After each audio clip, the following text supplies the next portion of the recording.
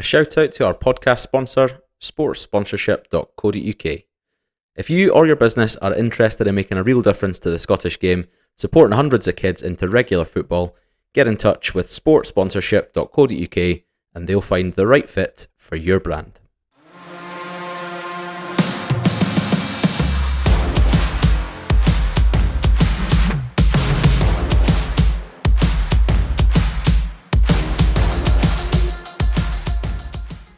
Hello and welcome to Tinpot. This is episode 11 of our mini-series Tinpot on Tour. My name's Tom, your host, joined by Matthew. Hello. And Andrew. Hello. And today's Tinpot on Tour, that's a bizarre opening. Today's episodes of Tinpot on Tour is a preview of Scotland versus Greece. That's it, nice and straightforward. We're not diving into anything but that game. This has been released on the eve of Scotland's biggest match in 27 years, arguably. One step away, or two steps away really, from a World Cup. So we're going to be talking about the recent injuries to that Scotland squad, looking at who we would pick as an 11 potentially, what we think Clark's going to go with, the goalkeeping crisis that has been rumbling on, looking at recent meetings against Greece, how we might line up over there, how we think the game's going to go, etc. Making some predictions as we always do. So that's basically what you've got for the next half an hour or so. All things Scotland versus Greece. But before we dive into footballing action, how are you gents? What's happening with you, Andrew? What's the latest in Fife? To be honest with you, I said this last week, but it just feels like I've just spoken to you guys like a day ago. So yeah, probably sums up my week. Not much really going on at my end. Had a bit of juggling with childcare this week, so it's been a bit stressful. But apart from that, absolutely fine. Just working away, trying to get up to the old Christmas holidays, but not far away now. The end is in sight. Yeah, that's it. It's only 7 weeks away till Christmas. Is that right? Yeah, something like that. Yeah, so away to a winter wonderland next week down in Manchester. So lovely. So yeah, I'll start to feel a wee bit Christmassy then. Fantastic. What about you, Matthew? Any food-related stories to share? Toilet roll potentially, or washing machine-based anecdotes? The washing machine is a good purchase. It's been a successful few cycles on the old candy. That's what it is, candy. Nice. I want candy. Decent. A few interesting options if you're, fast spin, drain and rinse, special wash, which really cleans stuff at like a high temperature. So many positive options for the old wash. Toilet roll situation not so good. Ran out of the good one, bought cheap one again, and made the mistake of going one. Just thinking I was back on the good stuff, and then shit all over the hand. So there you go. That's my week. No. Just to reassure people, Matthew does not work in catering, does not handle any food for the public. That was a joke. And I've never done that before. I'm well aware of what toilet rolls on the old holder and folded accordingly as per instructions. If in doubt, watch the Alan Partridge segment from this time where he's talking about how to use a lavatory on a train without having to touch any of the surfaces or door handles. A minute and a half exactly clip. You can watch that and learn the right technique. But yeah, that's been my last few days. Other than today's rain fest, it's been pretty boring, mate. That's why I'm talking about wiping my arse. Got to hunker down for the winter now. That's it. Just stick on. I had the heating up. On a movie. Had the heating up. Yeah, the heating was up a wee extra 0.5 degrees. So hopefully it hasn't affected the bank balance too much. Is that you up to 17 and a half now? Is it? Or? Oh, just 15, mate. Don't be silly. The kids are cold, but they can wear 2 jumpers. The in-laws are coming next week from Poland, so I might crank up to 16 if they're lucky. Eh? Oh, to be fair, it doesn't matter. They'll be roasting anyway. Surely Poland's freezing this time of year. Yeah, probably, but they've got an old wood burning oil thing, so they put like logs in it and that. Save money, but nothing like that here. Just expensive and rather inconsistent boiler, you know, as with everything else, just breaks for no reason. But you know, Washing machine's buggered. Now it's the boiler he's moaning nah, about. the boiler's been always on the fritz, mate. But I just don't understand how they can make a boiler, like just boilers in general, just like break for like no reason. Like surely they are like really important that they can like make them they don't break, you know. I think it's for no reason, but yeah, everyone get their What would the violins out reason for be Matthew. that? No, seriously, I don't understand how things just break, you know, like for no reason. You're just like using it normally and it just breaks. But why? They deliberately make them break after a certain period of time, or what? There's a glitch. Oh my god! No, why would it break? Overuse? Well, then what's the point in... Why would it break after you use it too many everything times? that's made is meant to work Last forever. indefinitely, like just never break. Why not? Why would it just randomly break unless I smash it with a hammer or something? That's fine. I've broken it. Oh my! But you're just working it normally, and it just breaks. Like Tell cars. you what, What's that about? get the plumber out to sort your boiler and ask the plumber why is this broken? What's happened? And he'll tell you it's wear and tear. It's worn down over time. Unbelievable, eh? Just so you can buy another one or pay a fucking man £200 an hour to come and fix your boiler's fine, actually. To be fair, this is just an anecdote. The boiler's working okay. The pressure sometimes drops, but you know, Fuck just me. it's just a general thought, Andrew. What do you think about that, mate? And things just breaking randomly Well, but stuff just breaking. for no reason. What an interesting Yeah. topic. I mean, it's nothing's built to last these days. That's it. So you just have to put up with shit made out of cheese, basically, and that's why Exactly. everything breaks all the time. It's like it's another case of the everyday working man getting screwed. That's what annoys me. Like, it's true. It's true though. It's The true. hard-working I'm man with on you. the street, the working man, he is just like always having to pay for things to be fixed or fix things. And the big man at the top who's making the boilers is fucking living in a big warm house in fucking LA or wherever the boiler Amen, manufacturing CEO lives. And Amen. we've to fucking struggle to. Anyway, They need to Just a rename wider- Marxism to Matsism because you're just forever the powerful socialist. What am I? nah, I'm just anti billionaires. I'm like the fucking green boy. What's his name? That's been about on all the social media all the time. I'm with the Greens, mate. The Green He's a Boy. vagina. That's not a thing about Celtic. So I was going to say don't the worry. Green Brigade. Yeah, you're one of them. The Green Brigade. Right, let's Anyway. move away from boilers and nonsense chat about toilet roll and on to some football. So yeah, as I said at the top of the show, this is all about Scotland or Greece versus Scotland, I should say. Saturday's all important World Cup qualifier away in Athens. Scotland and Denmark top the group on 10 points. Greece are now out of it, but no chance via the playoffs whatsoever. They're 7 points behind on 3, and it's Scotland's fourth meeting against Greece in the last 7 months. Having not played them for donkey's years before that. Obviously, those last 3 games, Scotland have had 2 wins, Greece have had 1. Scotland really haven't played well in any of those 3 games and somehow still have managed to get 2 wins.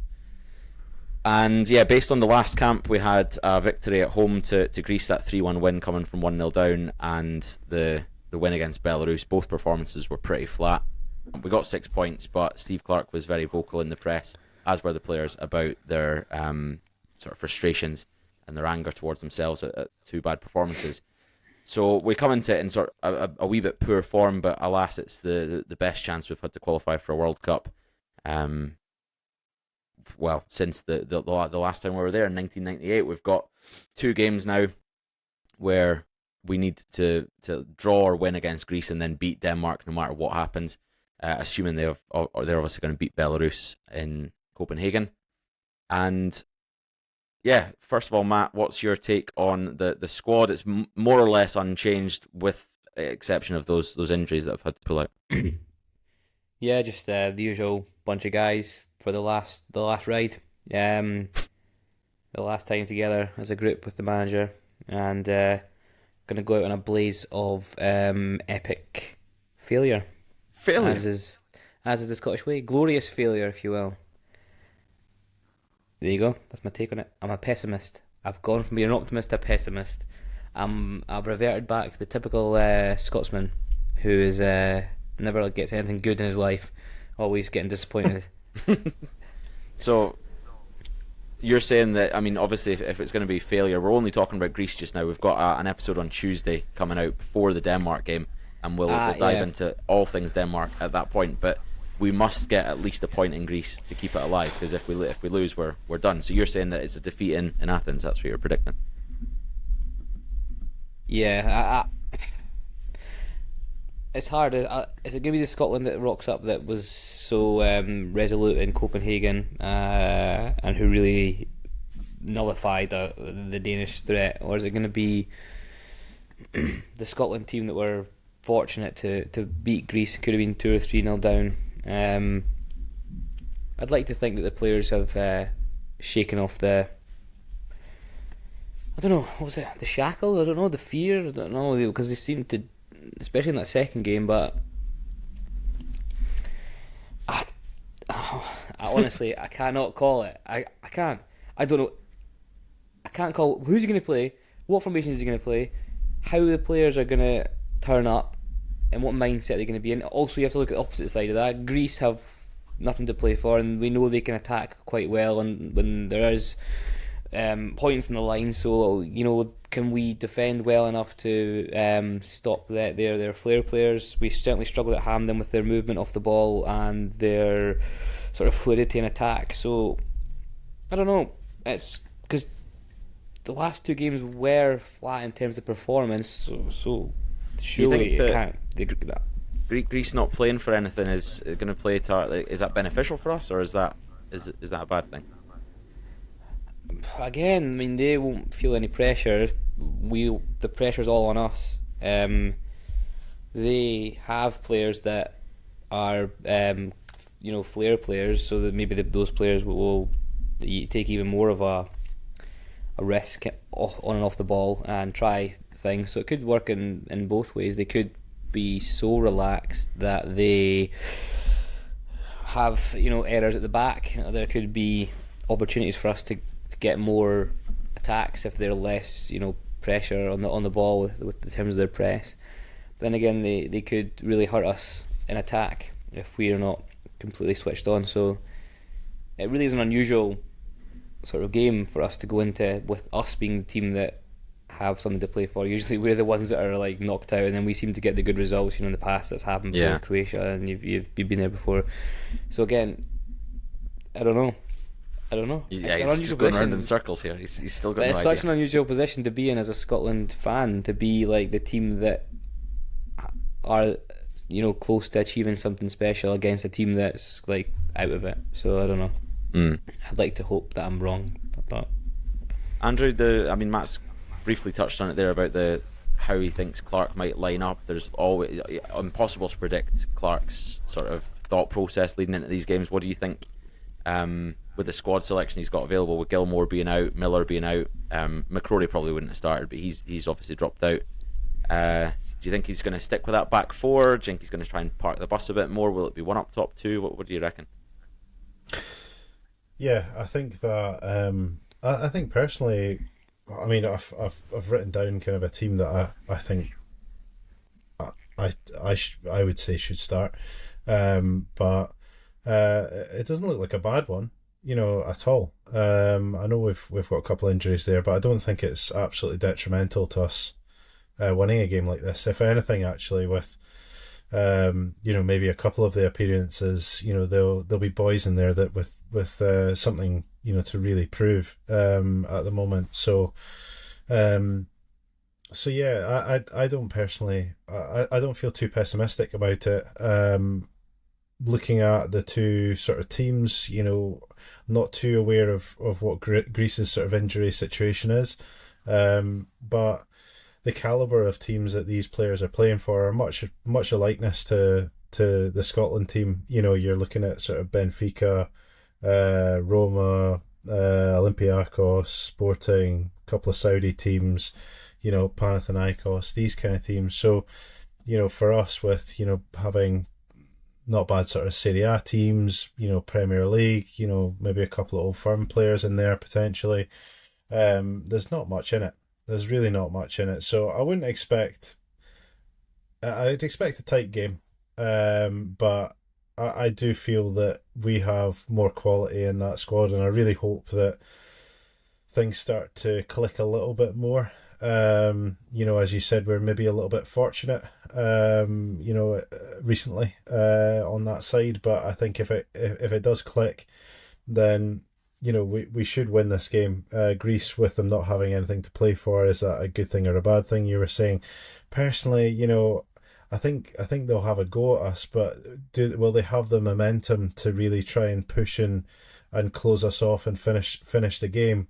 Probably not. If we try and keep in control, they might start fast, but I don't think that momentum will keep carrying on, because it's not like they've got the carrot at the end there. They just probably want to beat us more for revenge rather than anything else. So I predict a Scotland win. I think he'll start with a back four, 4-3-3, and I think Scotland will win it just narrowly.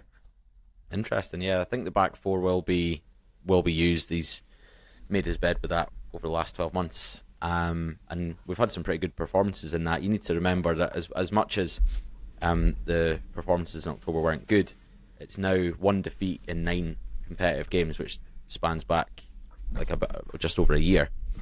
And yeah, we've got a good record against the Greeks in recent games. They've got nothing to play for, like we've said. So I think attacking, that'll probably free them up. They'll be playing without the shackles on. But defensively, we will, I think, want every second ball more. We should anyway. We'll be hunting everything down. We'll be defending with much more heart than what they probably will.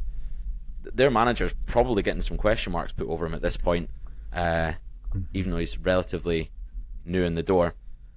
So he'll be still wanting to play for his job, I would think. Yep. But yeah, it is the biggest game. To try and create the opportunity to have a one-off match at Hampden to qualify for a World Cup, it's something that's not happened since we last qualified. We qualified for the Euros away in Serbia. We qualified for the last Euros by Spain, the result against Norway, so we weren't even on the pitch, never mind at Hampden. So getting a result away in Athens to bring it back to Hampden, it's an experience that this generation of Scotland fans never had at Hampden. Even for the Euros, we've never had that opportunity. We've come close with like the Italy game in 2007, but that wasn't to guarantee anything. It was just to guarantee, I think, a playoff at the time. You've had Slovenia away, which again would have been a playoff. So yeah, it's absolutely massive. I don't think it can be underplayed at all. The sort of enormity of this game, and it's really pleasing to see in the press all the players that are speaking about it, the manager, how motivated and how dedicated they seem to be going into this. I know that every footballer will say in an interview, yeah, the boys are motivated, we're all switched on, but I don't know, there's something different about the way they're speaking about this, which has given me a lot of confidence. That's good. Just having a look at the odds for the game, Greece are just narrow favourites for it, which is interesting considering the record we've got against them. Yeah, I don't really know how that works out, but yeah, it's just the home team, I suppose, isn't it? Home team in international football is always big. Yeah, I guess so. Yeah, big fav. So in goals, then, I mean, we can't go through position by position, I suppose. Is it going to be Bain or Gordon? I don't think Kelly's. What a moment for Andrew if Scott Bain gets a game for Scotland! Like, unbelievable turnaround from Bainey. I just don't think he can. Like, surely, I mean, he's Clark's he can. Clark's connection with Gordon, number one, but two, I mean, Scott Bain's had 1 clean sheet in 13 league games, so I really don't think. No reflection on the goalkeeper. He's faced the most shots though in the league. I would say that's another stat. He's letting a lot of goals though, so his save percentage is garbage. There's some pretty heavy defeats in there as well. So yeah, I just can't see any logic for starting Scott Bain at all. Don't get me wrong, I think there's worse keepers that you could have called up, in difficult times. So, at least he is active. At least, I suppose he has played at a slightly higher level, and he does have that sort of, experience, I guess. He's been in squads before for Scotland as well, so. Yeah, exactly. So, credit to him, and deserved call up, under the circumstances. But personally, even regardless of Clark's relationship, I would still go with Gordon. Just that steady hands there. Yeah, what a moment it could be for Gordon to play in these two games. You know, it's unbelievable at his age, with the career he's gone through, to have these moments. It's pretty special. I trust him completely to big time perform for us. That leg break.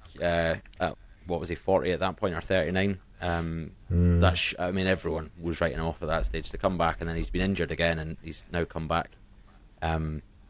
Amazing. I did see a highlight clip of his save against Portugal in the dying minutes at Hampden, which would have been about a year ago. So, I mean, a year older, is that really going to make a big difference? He's obviously had less game time, but yeah, it has to be Gordon. I think we're all in agreement with that.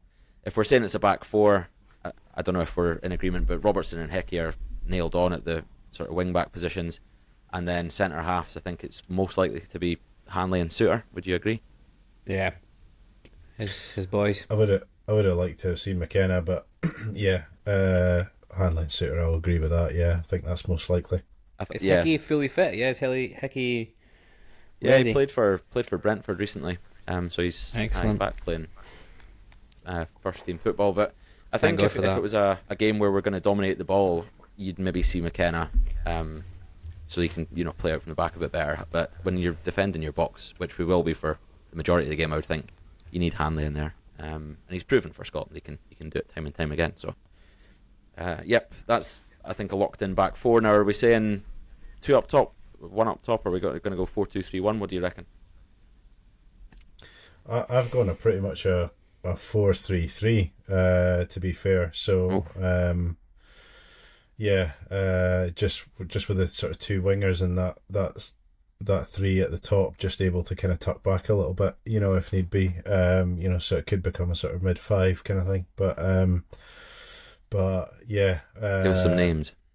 I was saying Ferguson, McTominay in there in midfield, and I was actually going to say Connor Barron, and the reason for that is he's been absolutely outstanding for Rangers. You're talking about earlier on, you're needing the players to hunt for the ball, fight for every second ball, show that hunger. He'll definitely ensure that there's nobody sort of slacking around that midfield and make that happen. And I think this would be the perfect time for him to maybe jump in and start to make that impact.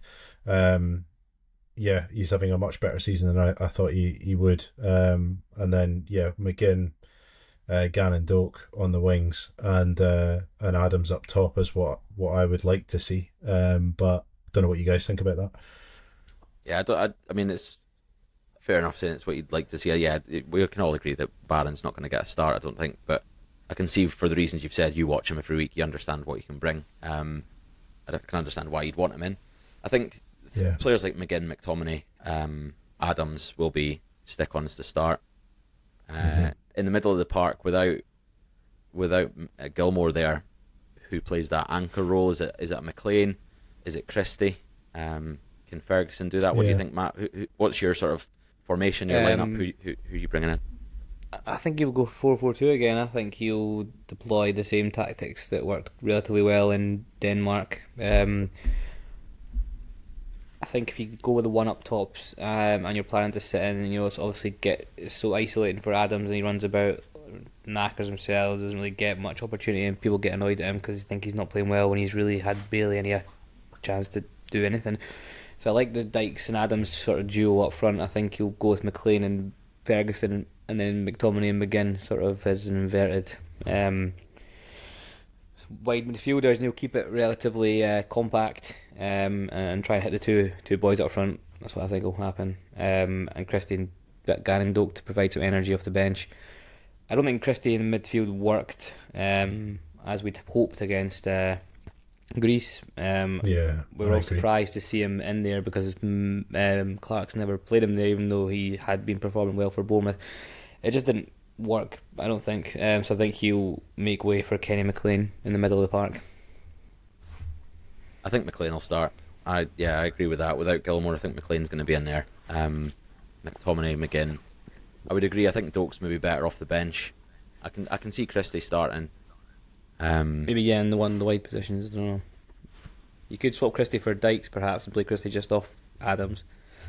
Yeah, I think two in the middle for me would be a McLean and McTominay with McGinn on one side and Christie, like you say, more inverted, then they can swap sides fairly regularly. And again, similar to you, I'd put 2 up front. If it was me, I'd put a back 5, 3 in the middle, and 2 strikers, and the width comes from the fullbacks. But I know he's past the days of 5 at the back.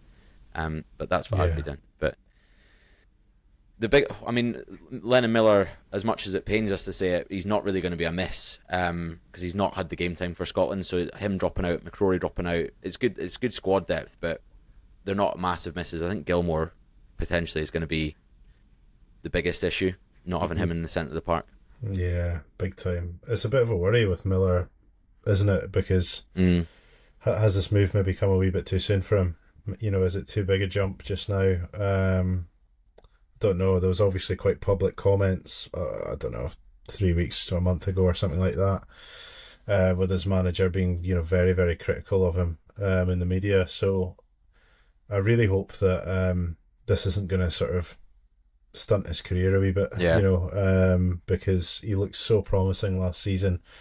And you just remember those short appearances he did make in a Scotland shirt. He looked like he was going to reach another level and very quickly. So hopefully, I don't know if it is a bad move, he's able to maybe move away in the summer, or things turn around quickly for him. Even if he doesn't get playing and he has to move away, he's 18, be turning 19. It's a brilliant life lesson, isn't it? Go out there, a massive jump up in the quality of player you're training alongside. Maybe he just wasn't ready for that, or it could be in the next 3-4 months we start seeing him playing regularly and he starts smashing it. You just don't know, but he did look, like you say, in those short spells for Scotland, like he was going to be the next thing in the centre of the park for us. But hey ho. In terms of the midfield, and you mentioned Gilmore, you do worry that we won't have anyone to kind of take the ball short and turn and progress it. We saw that against Greece when he was on the bench, and then when he came on, it was a completely different performance. We took the ball, we weren't scared. So that's what I'm thinking. Without Gilmore in the team, maybe it's best to go a bit more direct with the 2 boys up front and try and pick up the scraps with a really dynamic midfield of Ferguson, McTominay, and McGinn. So I don't know. It is a worry because Gilmore is quite crucial. He is, and he's very unique in that sense, and there's no one really in the team at all that can replace him, for how he can play in that kind of 6 role, especially. But that's why I would really like to see Connor Barron play, because he is really good at mopping up in front of that back four, protecting them, tracking back at the right times and finding that defensive space. In terms of his distribution, don't get me wrong, it's nowhere near the level of Gilmore, but I would say it's markedly improved over the course of this season. I mean, he's clearly outshining Raskin, who's getting lots of plaudits at international level this season. So I think if there's ever a time to chuck him in, it would be now, just because of his form, and I don't know if that will really last, but he would be the best kind of 6 replacement, considering we've already tried out Christie in that midfield and it didn't work out. That's why I'm kind of quite keen to see that happen. Give it Kenny Tindot's season. You can't go wrong with Kenny McLean, man. Leave. It is worrying though. He is playing in a very poor Norwich team that are struggling a lot. So I don't know what his head's like, but he never lets us down really in the grand scheme of things. I've never seen less than a 7 out of 10 from the man. He's unbelievable. I'm just getting giddy as I always do when it's coming up to What's game your day. thoughts on it, Tam, as the My thoughts on the game? Positive man, yeah. Nudge towards predictions now, I suppose. We need to lock in a score each. Points up for grabs in this, lads. So, yeah, I think long and hard. My thoughts, I think we'll get a result there. I don't know if it's going to be a draw or a win. I'll need to lock down a score in a second, but it's too hard to say which one it'll be. It's just, I think we will get something and go back to Hampden, though. I think we'll be playing counter-attacking football, which really suits our players and our setup. And just defensively, I don't think they'll be wanting it anywhere near as much as us, and that'll be the deciding factor, in my opinion. So I'll go first to lock in a score and say it's going to be 1 apiece. And I would bite your hand off for that right now. Matthew, what are you locking in? Well, I know I said we'd get beat, but I was only just saying that because you always say No, but you say like, oh, we'll get beat, because then when you do get beat, you're like, oh, I'm not too disappointed. But then if you say you're going to win and then you lose, you're like absolutely gutted. So I'll say a draw. 1-1. Copy Well. my score, you dirty dog. Well, I can't predict us to lose. Predict the I win just, then. I just don't want to be too upset. That's why I'm saying, oh, we'll lose, we're rubbish, blah, blah, and then I don't really believe that. So don't listen to anything I've said. Right, so It'll be a come 1-1 draw. Monday when we're recording again and we've been beaten, you'll be like, I fucking told you so. I knew we were going to... And feel all smug about it because you were right, even though we're not. Fine, I'll change my score to 2-2, so it's not the same as you. Are you sure? You don't Unless need Andrew's that. pick. Nah, 2-2 is fine. So when it ends 1-1, you're going to say that you said 1-1 initially, aren't you? Bullied out of it. And I knew we'd lose as well. All that You're shit. such a little snake. Andrew, what's your score prediction? You go for a Scotland win 1-0. Come on. 0-1. Come on, Lovely Andrew. Yeah, 3 valuable points in the Predictor League up for grabs. And yeah, this episode's dropping Friday the 14th, the day before the Scotland game. So if you are listening to this on the eve of the match or the day of and you're getting yourself hyped up, drop us a comment, let us know your score prediction. And if you get it right, you'll get a shout out. I mean, I won't buy you anything. You're not going to get brioche rolls like these boys, but you will get a shout out if your prediction is correct. Moving on to some quizzing, because we can't have a single episode without a quiz. Otherwise, I'll self-combust. It's a team quiz. You two against me again, 3rd week in a row. And it's, I guess, the lineup. Can you see this graphic, boys? Yes. So you have 18 players to get here. It's the first 11 and subbies. And it's the Scotland 1, Italy 2 game from 2007 when we were trying to qualify for Euro 2008. Oh my god, gutting. Yeah, exactly. Hopefully we're not feeling the same way come Tuesday night. Or come Saturday night. Bloody cheated. We were indeed. Right. Sorry. Hit me with some Bit players. of coughing fit there. Okay, Andrew, the goalkeeper was Gordon, right? When Don't was seem this incorrect. 07, was it? Oh, yeah, Yeah. he's just put him in. I was Perfect. deliberating, but we'll go for him. Well, if Hutton right I back. let you deliberate every position, we'll be here till about Yeah. 2 Hutton p.m. right Yeah, back. Hutton definitely right back. Yeah, I'm sure at that time. Huts at RB is correct. I'll give you 2 Davy errors. Weir was as in always. there as well. What was that, sorry? I didn't lock that in, but Davy Weir was around about that time as well. He was playing with Hutton. Wavy deer. David Weir, you're correct. Yeah, you're doing these in order. Okay. Who's left back? I don't know. I can't remember actually. Just go like this. Put players we know, like Lee McCulloch. Lee McCulloch. Yeah. Jiggery Yeah. pokery. Yep. Oh, there you go. Gary Kenny Caldwell, Miller. maybe? Was Caldwell centre half with Weir? Yeah, that's a good shout. It must have been around about that time. He was Celtic then, He wasn't he? scored in Caldwell. that game against Correct. He's on the bench. on the bench boy. Would McGregor be the sub goalie then? I don't know. I would guess so. Yeah. That is McGregor sub goalie. correct. Well done. Paul Hartley. Bizarrely, Yeah, must have been. Hartley was up front apparently. If you're listening along to this on Apple or Spotify or whatever, switch over to YouTube now to get the fantastic graphics and play along with the Barry, boys. Barry Yeah, Barry Ferguson. Ferguson definitely scored. He scored, yeah. Mm-hmm. Barry Bergeson, yes. Kenny Miller. Yeah, Miller. Kenny Miller. Yep, on the bench. So Came it on. was Faddy up front then. It's Faddy up front. Yeah. You're flying through this. Faddy up front, correct? Gary Teal is a thought. Andrew, what do you think? I Was he wouldn't part lock of the- it in. Let's No. let's keep it. Let's hang Okay. on to it just in case. But So who was I don't know. Oh, he's putting it. He's going to put it in. We'll go with Teal then. Oh yeah, let's get Gary Teal. Yeah. Yeah, Gary Teal. You've been done. That's your first life lost. Was it? Oh, Incredible. fuck yeah, that was. I can't smart. believe he's That was doing smart. dirty tricks like that. Eh? That's not- Fletcher would have been Gotta playing. play the then. game. No. Fletcher, Ah, correct? Yeah, there you go. He What a just midfield. lampooned us, mate. Fletcher, Ferguson, Jig. Been lampooned. Scott Brown, was he maybe? He could be that right mid or that centre mid. Oh no, he's there. Scott Brown was yeah. playing 2007. Scott Brown, McCulloch, Fletcher, and Ferguson as a midfield. Unbelievable. So who Pretty partnered mental, Davy that. Weir as centre half then? I don't actually know. I couldn't even guess, to be fair. But Daly, no, he's too old. Christian Daly, no, he's old. Did you know? Oh no, you said Gary Caldwell. He's on the bench. Did you see Stephen Fletcher as the other forward, or was it before his time? Stephen Fletcher, like on the bench? yeah, on the bench, Maybe.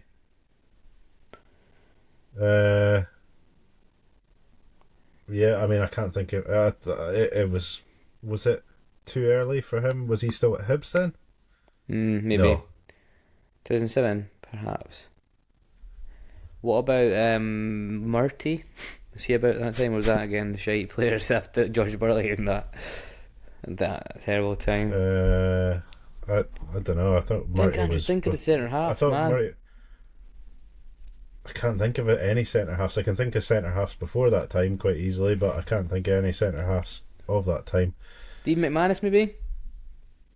Yeah, go for that. Steve Correct. McManus. McManus and Weir and Hutton as a defence. Who's the Unbelievable. left Oh, back? Naismith. Yeah, Naismith. Gary Naismith. Correct. Well done. You've got Yeah, the it's good. starting 11. You've just got 4 subbies Good. to get. You've got 1 life you can lose. Good team, like. You've got a right back, a centre mid, a right mid, and a centre forward to Whittaker. get. Whittaker at right back. Wits. Yeah, go for it. That is your second life gone, gents. No more to lose. Pearson, was that around about that time? Yeah, Pearson. Pearson is correct. Well Nice, done. Andrew, nice. Good So shout. who's the forward? It's not Boydie, Chris Boyd. Boyd. Yeah, let's go with that. Well done. Boydie. 2 more to get. Tough. So Gary Teal's not the right winger. Who was A right about back that and a time? right winger. So who would back up right back for like Rangers and that going about Broadfoot? Big Kirk. No, he surely wouldn't have been called up. Surely. You would have been like, it must have been like 8 injuries like before he Yeah. got called up. Robbie Nielsen maybe? Robbie Nielsen. Around about that time, would that be right? No. Might Trying to think of be. players in Might, Scotland. Who was at Celtic at the time?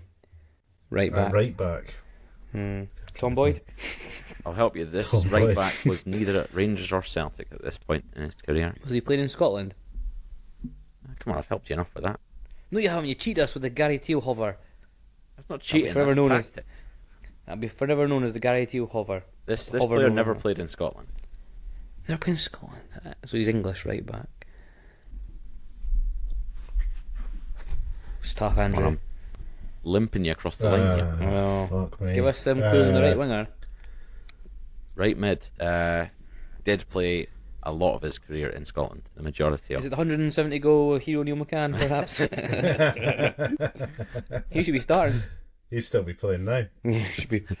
No, it's not Neil Uh, McCann. Right. Could be one of the old firm. He did Burke. play for Chris one Burke. of the old firm. Chris Burke, maybe?